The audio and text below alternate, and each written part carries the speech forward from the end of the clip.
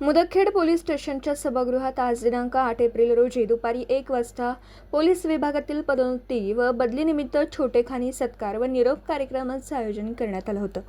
या कार्यक्रमाचे अध्यक्ष म्हणून मुदखेड पोलीस स्टेशनचे पोलीस निरीक्षक धीरज चव्हाण होते।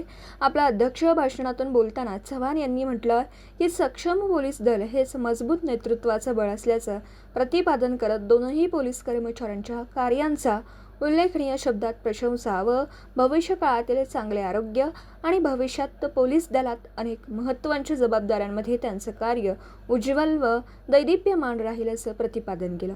या कार्यक्रमात मुदखेड पोलीस ठाण्यात कार्यरत असलेले सहाय्यक पोलीस उपनिरीक्षक नारायण सिंग रघुवंशी यांची पोलीस उपनिरीक्षक पदावर पदोन्नती झाल्याबद्दल त्यांचा सत्कार करण्यात आला।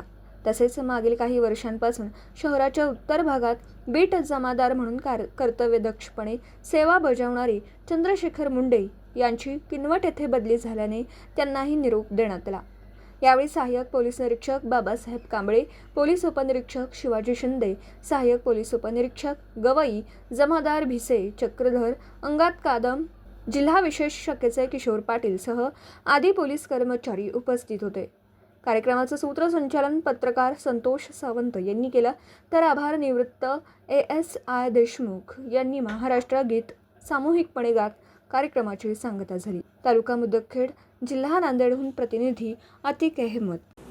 दिवसभरातील घडामोडींचा आढावा घेण्यासाठी पाहत रहा N24 मराठी न्यूज चॅनल।